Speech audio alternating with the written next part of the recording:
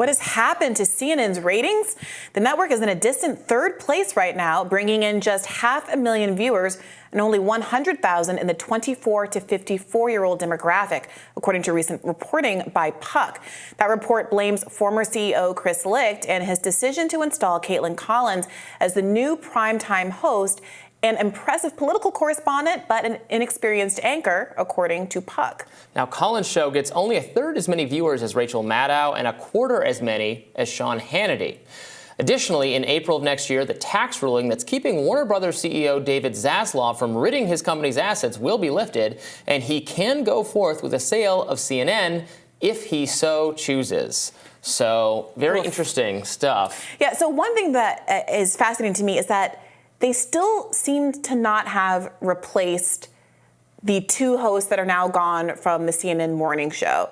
Poppy Harlow is the only one that's left hanging out there holding down the fort. This was a show that just started last fall and obviously had these shakeups as a consequence of Don Lemon making the comments about Nikki Haley not being in her prime and also getting into a scuffle that I had actually forgotten about until I read this article about how much female soccer players should be paid, whether there should be more pay equity with male soccer players. And so he's gone the way of the dinosaur. And it seems to be indicative of an overarching problem at CNN that nobody has a clear creative direction right now.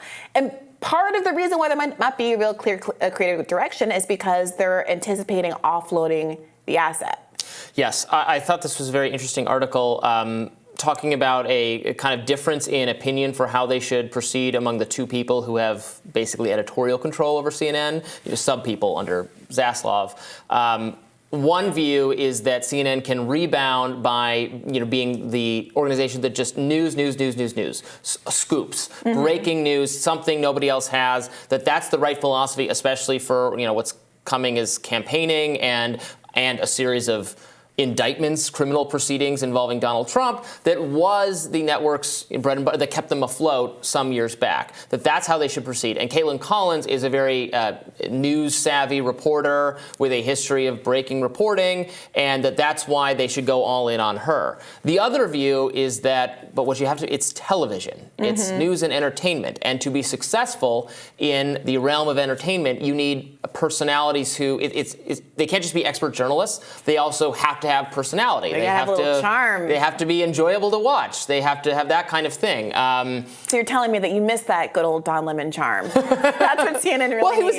he was entertaining. He was entertaining. I loved watching those New Year's broadcasts with him and Anderson Cooper. Those were the good old days. Yeah. A lot of people found Chris Cuomo very entertaining. He's on our sister network News Nation now. And it's that kind of disagreement in philosophy that is causing CNN to be just totally unanchored. This is perhaps a too macabre prediction, but do you think there is really an appetite for straight news these days, this kind of CNN lane? Or do you think that people ultimately have gotten to a place where they only really trust opinion news, that they would rather just have someone be honest about their perspective and be able to make their own decisions versus someone who is playing like they're a neutral person, but then maybe is on Twitter revealing that they're obviously leaning one way or the other? Yeah, I would say this. It's bias on my part. We're very obviously opinionated hosts. It's clear that we have our own views, in some cases deeply ideological views about subjects, and you just have to take that with a grain of salt. It seems to me that's what audiences want, that nobody believes the view from nowhere, that it's both not plausible and a little bit boring and stiff and just part of an era that is over, where everyone was, watching and sharing in the same narrative about the things that were happening. I also think that is not necessarily better from a journalistic standpoint and can help produce a kind of false consensus about what the best policies are. Now we're just more transparently all bitterly divided and arguing about it, and there's something healthy to that in a democracy. So no, I don't think going back to we're just giving you the facts and then you're entitled to your own opinion. But what's your opinion about it? That's what the people actually want to know. Yeah, I do think that there's something about the panel format. I think about shows like The Five and how popular they are, or even shows like The View and how popular they are. It's because I think they really hacked into an insight that, people don't always even know what they feel until they see it mooted out in a debate format. And The View, always having that conservative host since the beginning of the show, that was extremely novel novel back then, I feel. And part of the criticism that we often make is that on mainstream news shows, when they purport to have a diverse panel, it's often the case that the conservative is a never Trump conservative that doesn't really reflect the broader views of the Republican Party. The liberals are establishment liberals. There's never any leftist voices. And that ultimately you get people who represent an establishment consensus, even though it's an ostensibly diverse panel. I do wonder if there is a lane there for CNN to have actual diverse panels with people like Glenn Greenwald and, I guess not Tucker Carlson. I don't know if his I think contract will allow him. Never. No, I think they've veered so far from that possibility. I mean, you had, well, it's not CNN, it's NBC, but that NBC reporter Ben Collins attacking the Zeynep Tufekci, who's a New York Times writer on COVID, who is willing to consider the possibility of a lab leak. He's attacking her for going in a Greenwaldian direction. Glenn Greenwald is the thing. He considers them to be the antithesis of the good, but they also feel that way about him. They feel that way about, the entire project of engaging with dissident and contrarian views that so animates what Glenn does, what we do, what so many people in our broader network of friends and allies think. Which is not to say that there's such a place for a range of views, and we probably feature a larger range of views. Glenn probably features a larger range of views than appears on CNN on any given day. Yeah, I will say it is difficult from a booking perspective. I've experienced this problem with my own show.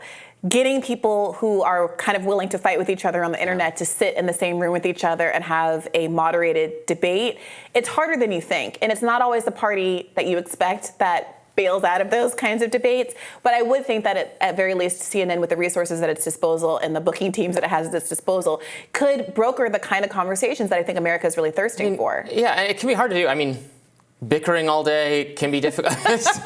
We talk for 3 hours every day, and sometimes when we see what we're about to talk about, we both groan like, oh. I don't want to fight today, Robby. It's your birthday. But that's what viewers, I think, respect, that honesty, and clearly want to see. We can see that in the numbers for what segments we do perform well and which ones don't. And it seems pretty clear they want us to say what we actually feel, even if that means we're going to argue about it. Yeah, I want to know specifically in the comments of this one, of this video, tell us what you are looking for in your viewing habits, and try to be really introspective, because I think that sometimes we think we know what we want, but when we analyze what we're actually watching, it's a very different thing. I can say I want more prestige TV, but if I look and all I'm watching is reality TV, then I have to be honest with myself. So please do reflect on your viewing habits, and I'm going to definitely read this comment section closely. Let us know what you're looking for, and also tell us what kind of segments that you would like to see more from us here on Rising. Yeah, tell us you just want more Dungeons & Dragons commentary from me, and then we can just do that all the time.